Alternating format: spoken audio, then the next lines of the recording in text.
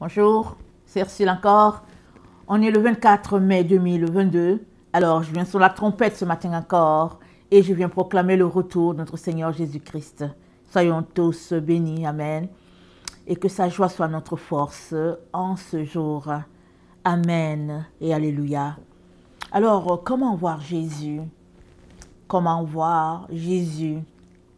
Est-ce qu'il y a une formule? Oui, il y a une formule pour voir Jésus-Christ. Amen. Alors, je pars de cette vision-là que j'ai eue hier dans mon temps de prière, de ce groupe-là, les enfants de Dieu qui ont marché avec Dieu, qui étaient impliqués dans les activités à l'église, c'est-à-dire des gens que quand tu vois, tu pointes le doigt, tu dis non, voilà celui-là c'est un bon chrétien. Tu pointes, tu dis ça c'est une bonne famille là, vraiment sur laquelle on peut s'appuyer, une famille chrétienne là, une référence, comme on aime là chez les chrétiens. On aime les références pour dire, ah non, mais telle personne, on va aller chez tel couple parce qu'il faut qu'il nous conseille. Et puis, on aime les choses comme ça. OK? Donc, ces gens-là, ils étaient la crème de la classe chrétienne, disons-le comme ça. Des gens que, si on doit citer des personnes, on les citerait. Amen. Mais ils étaient attroupés à quelque part et il y avait un démon qui était là, c'était un ange déchu. Eux, ils pensaient que c'était l'ange de Dieu, mais ce n'était pas un vrai ange. Eux, ils ne voyaient pas que ce n'était pas un vrai ange. Il était déguisé en ange de lumière. Et le groupe là, lui demandait, mais est-ce qu'on va voir Jésus? Mais quand est-ce qu'on va voir Jésus? Mais est-ce que Jésus arrive? Et l'ange leur disait, oui, oui, oui, attendez, il arrive. Il arrive, Jésus arrive. Et du côté où moi j'étais, je voyais bien que, un, c'était un démon. Et deux, je voyais qu'il était tout simplement en train de les tromper parce qu'ils avaient été précipités. La destruction les a emportés. Alors, la destruction les a emportés. Ils n'ont pas prévu cela. C'est comme, bon, la mort arrive et puis, ben, c'est quoi? Elle t'emporte et tout. Mais eux, c'est pas ça que Dieu avait prévu pour eux. C'est pas ça. Ça dit que ils se sont retrouvés là-dedans à cause de leur conception de la chrétienté ou bien en tout cas de leur conception de la marche avec le Seigneur et ils ont manqué la marche de l'amour envers le prochain. Amen. Et voilà comment ils ont été pris là. Eux, ce qui les intéressait, ils voulaient voir Jésus. Ils voulaient voir Jésus. Mais Jésus-Christ, on le voit ici, là, sur la terre, à tous les jours si on le veut. Amen. Parce que il nous dit dans Luc 6, le verset 46, il dit, « Pourquoi m'appelez-vous Seigneur, Seigneur, et ne faites-vous pas ce que je dis ?» Ne faites-vous pas ce que je dis. Alors, souvent, on peut raisonner en soi, on dit, mais vraiment, il ne faut pas exagérer, on est sauvé, et puis, bon, ce n'est pas pour une erreur qu'on ne va pas se retrouver devant le Père. Ce sont des raisonnements humains. Jésus-Christ nous a dit quoi? Il a dit, soyez parfaits comme votre Père. Ça veut dire que chaque domaine de notre vie doit être travaillé par nous-mêmes. Ce n'est pas quelqu'un qui va venir travailler ça. Ce n'est pas Jésus qui va venir travailler ton problème, par exemple, d'infidélité. Ton problème, par exemple, de dépendance vis-à-vis de la télévision. Ce n'est pas Jésus qui va venir le faire. Il te dit de quitter là. Il te dit de te sanctifier. Mais il ne va pas venir te porter devant la télévision où tu te trouves pour te déposer devant ta Bible pour que tu la lises. Non. C'est ta volonté qui te donnera d'obéir à Dieu ou de ne pas lui obéir. Alors, quand ils se sont retrouvés précipités de l'autre côté, et le décor avait été vraiment fait comme une salle de cinéma, là, tout était là, et puis l'ange déchu là qui était devant eux, il les a regroupés en chorale, ils étaient là, ils attendaient que Jésus vienne, et puis ils chantaient les chansons de louange en l'honneur de ce Jésus-là qui devait venir. Et le décor, tout était fait là. Et puis ils avaient l'impression que, vraiment, il dit non, on attend Jésus et puis on va vous amener à l'endroit. Mais ils étaient en enfer. Ils ont été précipités, séparés de Dieu à toujours. Et pendant que je regardais la vision, ce qui leur a été attribué comme péché, le gros péché, c'est-à-dire qu'ils ont manqué d'amour envers leurs frères. Donc voilà, c'était ça. Alors, aujourd'hui, je viens apporter des éléments pour qu'on puisse régler ce problème-là, n'est-ce pas? Nul n'est parfait. Alors, je vous parle, je me parle aussi. Nul n'est parfait. On est encore sur la terre, la destruction arrive, donc on doit tout faire pour nous apprêter, amen, pour nous assurer qu'on n'a rien qui traîne, amen. Tant qu'on peut régler les choses, il faudrait qu'on les règle. Si on ne sait pas, si le Saint-Esprit ne nous montre pas un péché, ben voilà, on ne sait pas. Mais quand on sait qu'il y a un manque, on règle ce problème-là. Alors, Jacques nous dit, dans Jacques 1, il nous dit, au verset 23, il nous dit, « Car si quelqu'un écoute la parole et ne la met pas en pratique, il est semblable à un homme qui regarde dans un miroir son visage naturel et qui, après s'être regardé, s'en va et oublie aussitôt quel il était. Mais celui qui aura plongé les regards dans la loi parfaite, la loi de la liberté, et qui aura persévéré, n'étant pas un auditeur oublieux, mais se mettant à l'œuvre, celui-là sera heureux dans son activité. » Il dit quoi? N'étant pas un auditeur oublieux. Donc, non seulement tu dois travailler à mettre en pratique la parole, mais tu ne dois pas être oublieux. Et si tu es quelqu'un qui oublie, et un cahier de notes, et un recueil de notes pour écrire ce que tu dois faire, qu'est-ce que tu dois régler, ça c'est très important. Amen. Alors nous savons que quand il y a quelqu'un qui meurt, les gens vérifient est-ce qu'il a laissé un testament. Et ils vont appliquer les choses selon sa volonté. S'il avait laissé le testament depuis, et puis subitement, on lit le testament, c'était pas ça, alors on vérifie. Suppose qu'il avait écrit le testament avec sa femme. Et puis finalement, il y a un autre testament. Il faut qu'ils essaient de vérifier qui a écrit l'autre testament. Est-ce que c'est lui? C'était sous quelles conditions? Qu'est-ce qui s'est passé? Et après, ils vont dire, ok, on va exécuter sa volonté. Donc, là où nous sommes là, le Père nous dit, voilà comment on devrait être. C'est comme le testament qu'il nous a laissé. Il n'est pas mort, bien sûr. Il est mort, notre Seigneur, il est ressuscité, il est dans la gloire de Dieu. Il nous a dit comment nous comporter. Il nous a tout donné. Alors, il nous revient, là où nous sommes là, de nous assurer que on est OK, on est clean devant Dieu par rapport à notre marche avec lui. Dans Luc 14, amen, je dis je suis dans Luc. Dans Luc 14, le verset 26, notre Seigneur nous dit quelque chose d'assez fort. Il nous dit, si quelqu'un vient à moi et il ne hait son père, sa mère, sa femme, ses enfants, ses frères, ses sœurs et même sa propre vie, il ne peut pas être mon disciple. Et quiconque ne porte pas sa croix et ne me suit pas, ne peut pas être mon disciple. Alors, dans la vie, ce groupe-là, c'est les disciples de Jésus. Ils étaient reconnus comme les représentants de Jésus. Tout le monde, on mettait la main sur eux. On disait, voilà la personne. Oui, va chez telle personne et tout ça. Comme on connaît dans les églises. Voilà. Et dans le verset... excusez, le verset, je vais lire, je pense le verset 40, excusez-moi, je vais regarder rapidement.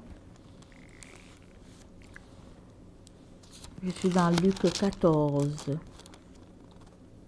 Ok, je suis dans Luc 14, je pense que c'est le verset 33, excusez-moi rapidement. Je regarde. Ah, voilà. Quiconque ne renonce pas à tout ce qu'il possède ne peut pas être mon disciple. Donc, il y a des conditions là que Jésus a énumérées, qu'il a laissées, il a établies. Et tu regardes, tu dis, mais vraiment, c'est compliqué, mais moi, je ne veux pas être son disciple. D'accord? Si c'est juste question de tout renoncer, moi je ne veux pas être son disciple. Je veux juste être un chrétien. C'est tout, je ne veux pas être son disciple. Les disciples, ils s'en vont, ils prêchent la parole. Mais moi, je ne veux pas être son disciple. Je veux juste être chrétien. Mais je veux te dire une chose, ça ne marche pas. Tous ceux qui suivent Jésus sont disciples de Jésus, ou bien ils ne le sont pas. Tu ne prends pas un demi-Jésus ou bien un quart de Jésus. Jésus, tu le prends à 100%, hein, ou bien tu ne le prends pas. C'est ça le problème de plusieurs chrétiens. Plusieurs enfants de Dieu tombent dans ce piège-là.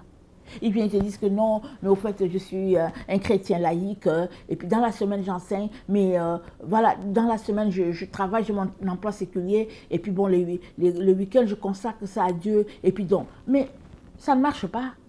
Jésus, tu le prends en entier, ou bien tu ne le prends pas. Et si tu l'as pris en entier, pour que tu sois en train de travailler le séculier pendant 5 jours, et te consacrer à Jésus pendant 2 jours, c'est parce qu'il te l'a dit. S'il ne te l'a pas dit, tu ne peux pas être en train de le faire. C'est parce que tu as donné ta vie à Jésus et Jésus a dit te dire, pour le moment, fonctionne comme ça, le temps qu'on règle ta situation peut-être financière ou bien je ne sais pas quoi, et après on va voir. Mais si tu dis que tu as donné ta vie à Jésus et que tu dis que tu es son disciple et puis tu marches selon ce que tu as établi, sache que tu n'es pas son disciple. Parce que ceux qui sont conduits par l'Esprit de Dieu sont fils de Dieu. Ceux qui sont conduits par l'Esprit de Dieu. Parce que si tu sais comme ça que tu fonctionnes, c'est parce que l'Esprit de Dieu t'a dit de fonctionner ainsi. Sinon, si c'est toi-même, alors tu es juste dans le leurre, en train de dire que tu es disciple de Jésus, alors que tu ne l'es pas. Ça, c'est un élément. L'autre élément qui est très important, hein, sache que tu ne peux pas dire que, ok, moi je veux juste être un simple chrétien. Je ne veux pas être le disciple de Jésus. Jésus, tu es son disciple ou bien tu ne l'es pas. C'est tout. Et si tu l'es, alors tu es en train de fonctionner sur les conditions qu'il t'a données lui-même. Ce n'est pas toi qui t'es donné les conditions. Vraiment, établissons ça bien. Donc, ici, on a affaire à un groupe d'enfants de Dieu qui s'est retrouvé malgré eux de l'autre côté. Pourtant, la société, tous les pointer comme, en tout cas les personnes idéales, la référence comme on dit, alors que dans le fond, ils ne sont pas arrivés. Et Jésus-Christ nous dit, dans Luc 6, le verset 26, il dit, « Malheur, lorsque tous les hommes diront du bien de vous, car c'est ainsi qu'agissait leur Père à l'égard des faux prophètes. Malheur, lorsque tous les hommes diront du bien de vous. » Alors on vit dans un monde où il est très important qu'on ait l'approbation des autres. Alors on vit dans un monde où on travaille, c'est-à-dire on garde une image bien pour que les gens disent quelque chose de bien de nous. Et voilà comment on fonctionne. Un monde de séduction, un monde de gloire humaine, un monde tourné vers le paraître. C'est là qu'on est. Et Jésus-Christ nous dit malheur. Parce que ce groupe-là, en tout cas, c'était la crème dans le groupe des chrétiens, dans la maison de Dieu, c'était la crème. Et ils se sont retrouvés de l'autre côté parce qu'ils ont manqué quelque chose, de marcher dans l'amour. La marche de l'amour, ça c'est très très important. On peut faire semblant de marcher dans l'amour. Comme j'ai dit, Jésus-Christ, on l'accepte à 100%, ou bien on ne l'accepte pas du tout. Alors si tu fais semblant de marcher dans l'amour, ça c'est ton problème. Parce que tu es dans le leur, tu es en train de te détruire toi-même. Ce n'est pas le problème de Jésus. Jésus te dit, marche dans l'amour. Mais si tu refuses de marcher dans l'amour, alors tout ce qui est caché, ça sera révélé. Il y a des gens, tout ce qu'ils font, c'est que les autres puissent les apprécier. Donc, ils font du bien dehors. Tout ce qu'ils font, c'est dehors. Tout le monde, oh non, mais telle personne, oh non, mais telle... Mais dans leur maison, tu ne peux pas. C'est-à-dire que tu regardes, tu dis que mais il y a quelque chose qui ne va pas. Alors, Dieu dit, marche dans l'amour. Donc, si tu marches dans l'amour dans la maison, tu marches dans l'amour à l'extérieur. Partout où tu es dans l'amour. Tu ne fais pas les choses pour que les gens t'apprécient. Non. Tu marches dans l'amour par obéissance à Dieu. C'est tout. Et si c'est comme ça que tu marches, tu es en train de pratiquer amen, la marche avec ton Seigneur Jésus-Christ. Tu es en train de pratiquer ta vie de disciple avec Jésus-Christ. Sinon, tu es dans le leurre et il faudrait que tu changes ça le plus rapidement possible. Parce que tout ce qui est caché sera révélé. Tout ce qui est fait dans les ténèbres sortira. Alors, à quoi cela t'aura-t-il donc servi de vivre cette double vie-là et finalement de te retrouver séparé de Dieu pour un problème que tu aurais pu régler, pour une situation que tu aurais pu régler sur cette terre. Alors, le disciple par excellence qui nous parle de l'amour, c'est l'apôtre Jean.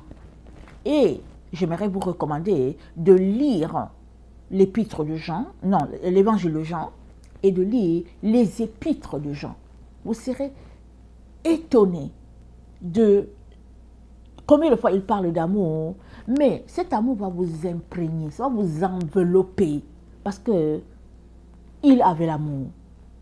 C'est le disciple qui, alors que les autres ont fui, il était là à la croix. Mais est-ce qu'il était à la croix parce qu'il fallait qu'il soit à la croix ou bien non, il était à la croix parce qu'il a aimé Jésus de tous les temps. Et quand le moment est venu d'être à un endroit à côté de Jésus, il n'y avait pas un endroit où il ne pouvait pas être. C'est-à-dire que le seul endroit où Jean pouvait être, c'était là, au pied de la croix. Quand on lit l'épître de Jean, c'est lui qui rapporte que il y a un disciple et puis qui a dit qu'il ne connaissait pas Jésus. Mais Jean était là dans la cour.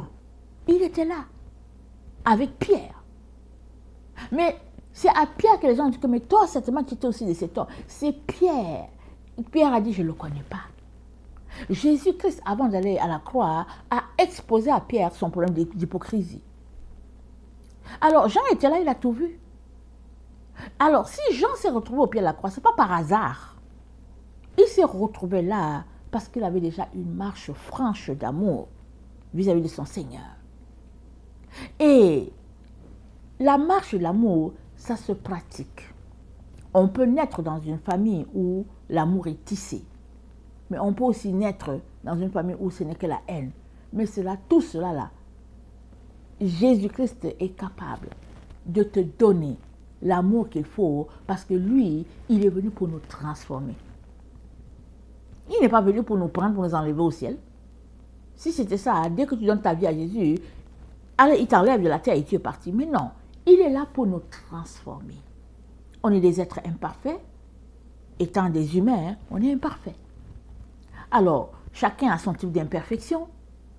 Mais si tu marches avec Jésus-Christ, il est là pour te transformer. Voilà pourquoi il nous dit de mettre en pratique la parole. Voilà pourquoi il nous dit que si nous sommes appréciés des hommes, alors on n'aura pas de part avec lui. Parce que ce qu'un homme apprécie, c'est parce que c'est contraire à ce que Dieu apprécie. Quand les hommes te disent, oh, c'est bon, félicitations, c'est parce que c'est pas bien devant Dieu. Il faut, regarde bien. Si quelqu'un te dit, oh ouais, c'est bien, Dieu n'est pas dedans. Alors, on va regarder ce que Jean nous dit, puisque lui, c'est celui-là qui nous a parlé de l'Apocalypse, et c'est le même qui nous rapporte les conseils sur l'amour. Alors, dans le livre d'Apocalypse, il y a un chapitre là qui frappe, le chapitre 10. C'est le dialogue de Jean avec l'ange. Ok? Alors, l'ange donne le livre à Jean pour que Jean puisse avaler le livre. Alors, mais cet ange-là, c'est l'ange qui vient sur la terre. Et quand cet ange-là vient, le mystère de Dieu, c'est comment c'est dit? Je vais lire Apocalypse 10, le verset 5. Et l'ange que je voyais debout sur la mer et sur la terre leva sa main, droite vers le ciel, et jura par celui qui vit au siècle des siècles, qui a créé le ciel et les choses qui y sont, la terre et les choses qui y sont, la mer et les choses qui y sont, qu'il n'y aurait plus de temps, mais qu'au jour de la voix du septième ange, quand il sonnerait de la trompette, le mystère de Dieu s'accomplirait comme il l'a annoncé à ses serviteurs, les prophètes. Excusez-moi. Et la voix que j'avais entendue du ciel me parla de nouveau et dit, va, prends le petit livre, ouvert dans la main de l'ange, et, dans la main de l'ange qui se tient debout sur la mer et sur la terre. Et j'allais vers l'ange, en lui disant de me donner le petit livre. Il me dit, prends-le et avale-le. Il sera amer à tes entrailles, mais dans ta bouche, il sera doux comme du miel. Je pris le petit livre de la main de l'ange et je l'avalai. Il fut dans ma bouche doux comme du miel, mais quand je l'eus avalé, mes entrailles furent remplies d'amertume. Puis on me dit, il faut que tu prophétises de nouveau sur beaucoup d'hommes, de nations, de langues et de rois. Donc, Jean prend le livre là, qui est entre les mains de l'ange, mais c'est quoi le livre? Ok? Le livre, il n'est pas détaillé ici, mais une chose est sûre, il a avalé le livre, et le livre a fait les effets, dit, doux à sa bouche, mais au niveau de ses entrailles, rempli d'amertume, et il a prophétisé, il nous a apporté l'Apocalypse, il nous a apporté il a enseigné tout et tout. Au fait, qu'est-ce que le livre contenait? On ne sait pas tout, mais une chose est certaine, il y avait des flots d'amour à l'intérieur. Parce que chaque fois qu'on lit Jean, on est impressionné par ses recommandations sur la marche d'amour.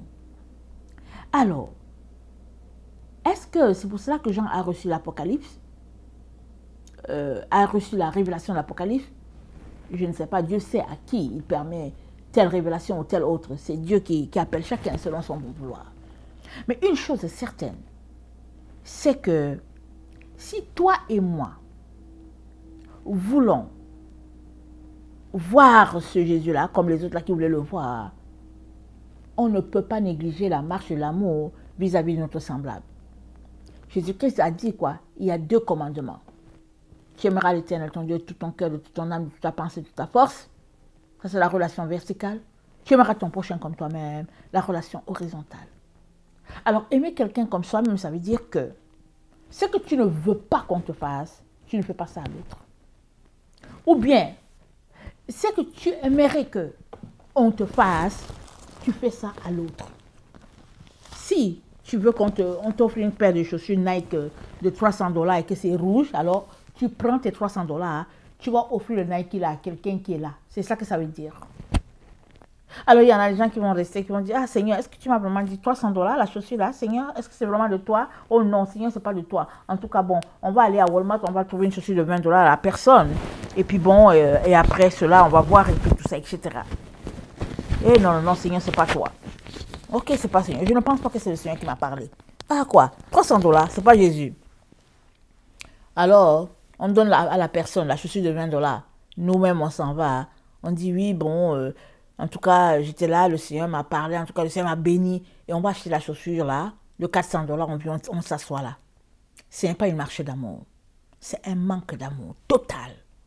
C'est plutôt une marche d'égoïsme, d'égocentrisme. Une marche de séduction et de déception totale de ta propre personne. Parce que si tu penses que Dieu t'a dit d'offrir la chaussure de $300 et que tu n'as pas été capable, que tu trouvais que $20 c'est suffisant pour l'autre, c'est que $20 c'est aussi suffisant pour toi. Et puis, pourquoi as-tu besoin d'une chaussure de $300? Pour faire quoi avec? On fait quoi avec cela? Ça, c'est le monde. Le monde, c'est les marques, c'est la griffe. Mais nous, les enfants de Dieu, en tout cas, on n'a pas besoin de griffes, nous autres. On n'a pas besoin qu'on nous griffe. L'essentiel est que le corps soit couvert, la tête jusqu'aux pieds, jusqu'à la cheville pour madame, et puis qu'on ne voit aucune partie, et on loue le Seigneur, et on continue notre chemin. On n'est pas là pour les marques. Alors, Jean donc nous dit, dans la première épître de Jean, il nous dit, ce qui était dès le commencement, ce que nous avons vu de nos yeux, ce que nous avons contemplé et ce que nos mains ont touché concernant la parole de vie, car la vie a été manifestée. Et nous l'avons vue et nous lui rendons témoignage et nous vous l'annonçons et nous vous annonçons la vie éternelle qui était auprès du Père et qui nous a été manifestée. Ce que nous avons vu et entendu, nous vous l'annonçons à vous aussi, afin que vous aussi, vous soyez en communion avec nous. Or, notre communion est avec le Père et avec le Fils Jésus-Christ. Et nous écrivons ces choses afin que notre joie soit parfaite. Donc, il dit qu'ils ont touché, leurs mains ont touché la parole et tout ça là. Et ils viennent nous annoncer ça pour que nous aussi on soit en parfaite communion. Ce n'est pas parce qu'on n'était pas là quand il a marché sur la terre qu'on est exclu. On est plein dedans. C'est ça qu'il nous dit. Parce que ce qui a été fait, c'est-à-dire le contact avec Jésus, c'est le contact qui était établi pour tout le monde, répandu pour tout le monde. Et il nous dit donc et il dit, nous écrivons ces choses afin que notre joie soit parfaite. Et il dit, Dieu est lumière, marchez dans la lumière, la confession des péchés, le pardon du Seigneur Jésus-Christ. Ça, c'est le titre de ce qui vient après.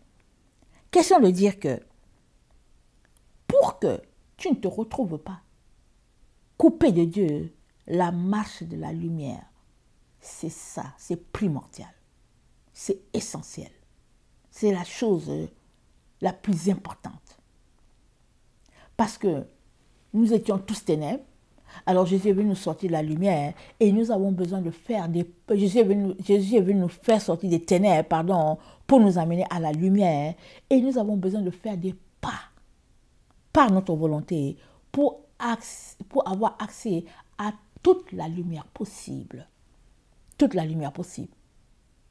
Tu peux avoir la lumière dans tel domaine et être pris dans les ténèbres dans l'autre domaine parce que tu es accroché à certaines choses qui te gardent captif. Mais par la prière, par le renoncement, par la volonté de quitter là, tu vas quitter, le Seigneur va t'aider à quitter. Mais tu as besoin toi-même d'exercer ta propre volonté pour sortir de là. Alors, il nous dit, l'apôtre Jean, il nous dit quelque chose. Il dit, le verset 5, la nouvelle que nous vous annonçons, la nouvelle que nous avons apprise de lui, c'est que, et que nous vous annonçons, c'est que Dieu est lumière et qu'il n'y a point de ténèbres en lui. Donc voilà. Il dit que nous là c'est ce qu'on a appris de Jésus. On a appris que Dieu est lumière et en Dieu, il n'y a pas de ténèbres. Alors, si nous disons que nous sommes en communion avec lui, c'est-à-dire en communion avec Dieu le Père, Dieu le Fils, et que nous marchons dans les ténèbres, nous mentons et nous ne pratiquons pas la vérité. C'est aussi simple que ça. Puisque Jean est là en train de nous montrer que tout ce que nous faisons nous connecte à Dieu. Or, nous sommes en communion avec Dieu. Tout le monde est en connexion avec Dieu. Que tu sois son fils reconnu ou pas, on est en connexion avec Dieu. Que tu le saches ou pas, on est en connexion avec lui. Mais il y a d'autres. La connexion est telle que c'est la connexion de père à fils, de père à fille. Parce qu'ils ont reconnu en Dieu leur sauveur. Et l'apôtre Jean nous dit donc, nous ne pouvons pas être en communion avec Dieu le Père, Dieu le Fils, et en même temps marcher dans les ténèbres. Il dit, ça ne se fait pas. Et au verset,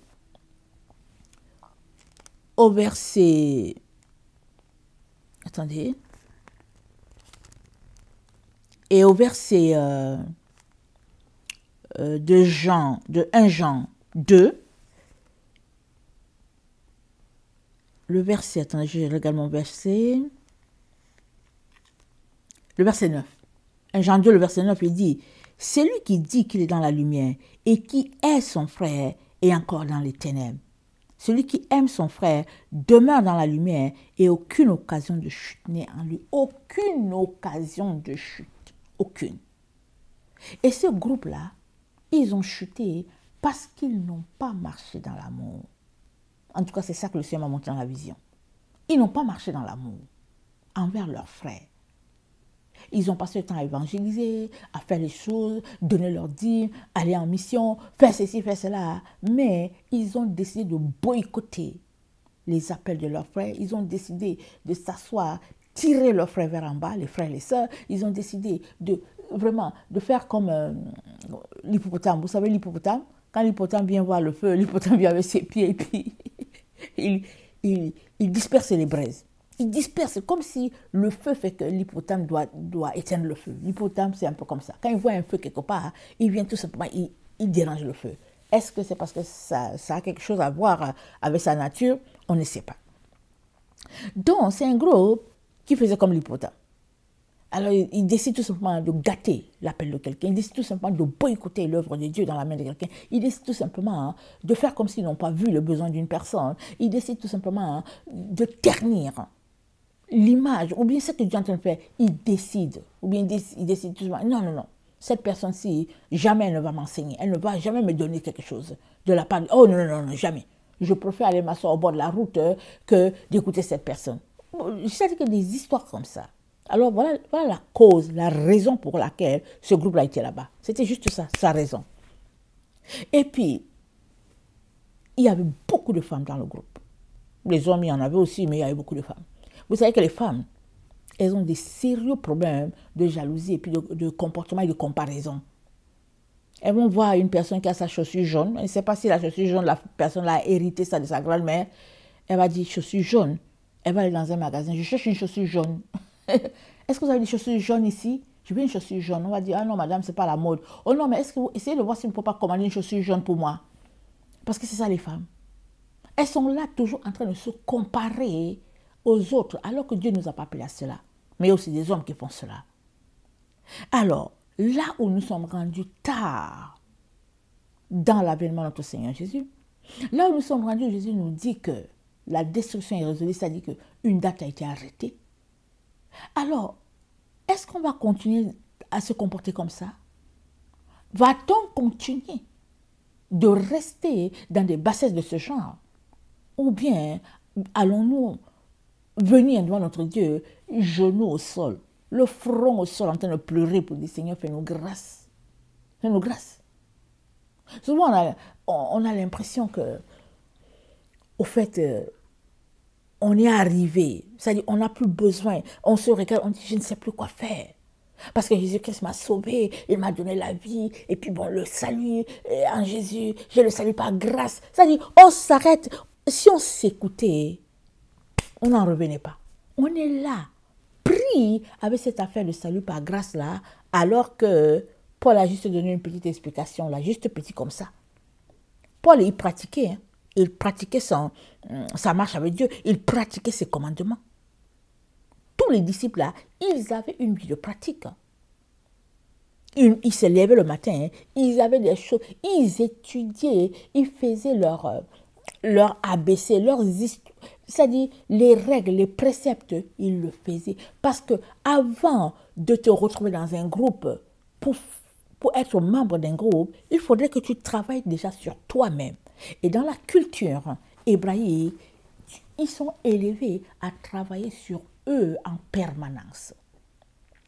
Alors, ça ne l'est pas mentionné dans nos Bibles, ça ne ressort pas. Pourquoi? Parce que ce n'est pas dans la culture occidentale. Dans la culture occidentale, ben voilà, c'est comme c'est de l'individualisme, chacun fait ce qu'il veut et puis tout ça. Mais dans la culture orientale, dès l'enfance, tu commences déjà à travailler sur toi. Tes parents t'éduquent à travailler sur toi. Le respect du père, de la mère, le respect des frères et des sœurs, la classe, je veux dire, ta position dans la famille, si tu es venu en première position ou bien en dernière, tout cela c'est important. En plus du fait que tu dois confesser tes psaumes, il y a des psaumes que tu dois faire à tous les jours, il y a des paroles que tu dois dire pour inviter la présence de ton Dieu, pour dire merci, pour inviter, en tout cas, ceci ou cela, tout est établi. Tout est établi. Donc, il est temps que nous puissions sortir de nos illusions, de nos leurres, en disant que oui, nous sommes sauvés par grâce. D'accord, on l'est. Mais la grâce là que Jésus nous a donnée, ce n'est pas pour qu'on puisse aller pécher ou bien pour qu'on ne fasse rien dans notre vie. Parce que si tu ne fais rien dans ton quotidien, sur ton propre comportement, sache que tu as déjà régressé depuis longtemps. Tu es juste dans le leurre, te disant que tu es encore dans la marche. Parce qu'il n'y a pas une position où on reste stable, ce n'est pas possible. Soit tu avances, soit tu recules. Et il est donc très très important que nous puissions venir devant Dieu pour que son esprit nous révèle nos points d'ancrage. Parce que souvent, on se dit, ok, moi, je n'ai pas de problème avec ceci. Je pense que, bon, ce côté-là, je l'ai réglé et tout. Mais ça, c'est ce que tu penses. Vas-y t'asseoir devant le Saint-Esprit. Vas-y t'asseoir devant le Seigneur. Et le Saint-Esprit va te parler. Assois-toi, fais juste cette pratique-là 30 minutes par jour. Tu seras étonné de ce que le Saint-Esprit va te révéler à tous les jours sur ta propre personne qui doit être changée. Il ne faudrait pas qu'on a marché avec le Seigneur et au moment où on doit hériter de ce qu'il a pour nous, le démon puisse nous stocker quelque part pour dire, ok, tu veux voir Jésus? Ok, Jésus arrive, tu veux voir Jésus? Ok, Jésus arrive. Alors qu'il se prépare à nous jeter dans la flamme de feu. Il se prépare à nous conduire là où il y a le séjour des morts. On n'est plus là. Le salut est avancé. Le salut est plus proche de nous qu'au moment où nous avons cru, dit Paul. Et cela l'est pour toi, ça l'est pour moi. Alors, Jean nous dit encore, il dit, mais celui qui est son frère est dans les ténèbres. C'est 1 Jean 2, le verset 11. Il marche dans les ténèbres. Il ne sait pas où il va parce que les ténèbres ont aveuglé ses yeux.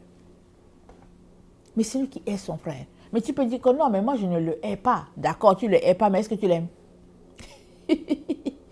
Ok, tu ne hais pas la personne. D'accord, on te concède. Mais est-ce que tu aimes la personne? C'est étonnant comment on entend des choses dans le milieu chrétien.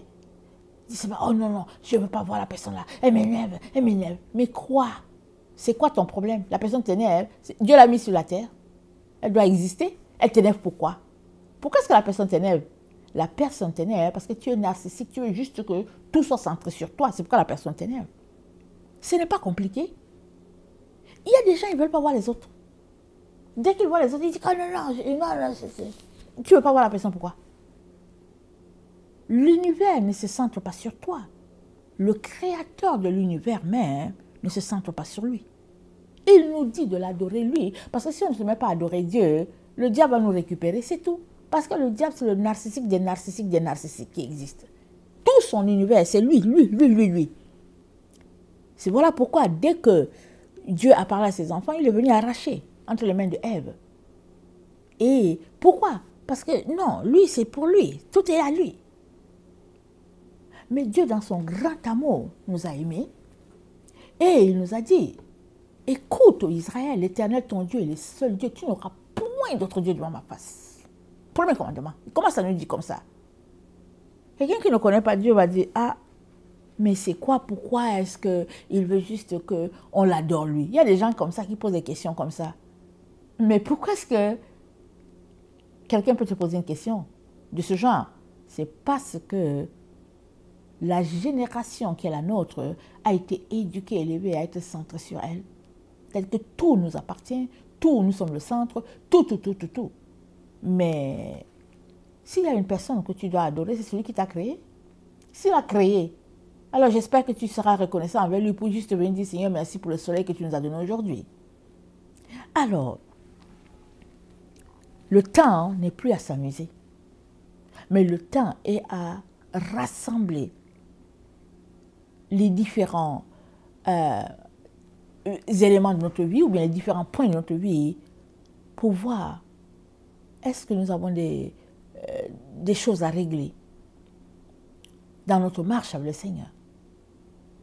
Et venons devant Dieu. Il va nous aider. Il va changer notre misère en joie. Mais surtout, il nous aura fait quitter les ténèbres dans lesquelles nous sommes pour nous envoyer dans le monde de la lumière. Parce que le monde de la lumière, c'est une marche d'amour fraternel, vrai, authentique, envers chaque personne de la maison de Dieu. C'est ça. Et le Saint-Esprit est là pour nous y aider. Alors, je nous encourage vivement à lire les épîtres de Jean. Il y a 1 Jean 2, et 1 Jean 2, 1 Jean 3, et il y a 2 Jean, il y a 3 Jean, et il y a l'Apocalypse, et il y a l'évangile de Jean. Amen. C'est imprégné de l'amour, de l'esprit d'amour. Parce que Jean était un disciple qui savait aimer. Et nous devons être parfaits en amour. C'est ça que le Seigneur nous dit ce matin. Rien n'est donné, mais si nous voulons aller de l'avant, Dieu nous aidera. Et je nous encourage à aller de l'avant, afin que nous ne puissions pas être coupés, juste vraiment comme ça là, coupés pour toujours. Non, non, non. Battons-nous jusqu'au bout. Réglons ce qui a réglé. Allons demander pardon à Dieu, pleurer, nous humilier, nous demander pardon. Avec Dieu, il y a toujours un nouveau départ. Même si ça fait 20 ans qu'il te dit, règle ton problème d'amour et que tu ne règles pas, là où tu es là, tu peux décider comme ça pour dire, Seigneur, te repens. Dès que tu te repens, il met le compteur pour toi à 0 et il t'apprend maintenant la marche d'amour. Amen. Que le Seigneur bénisse sa parole. Je vous aime beaucoup et Dieu davantage. Maranatha, Jésus revient. Amen et amen.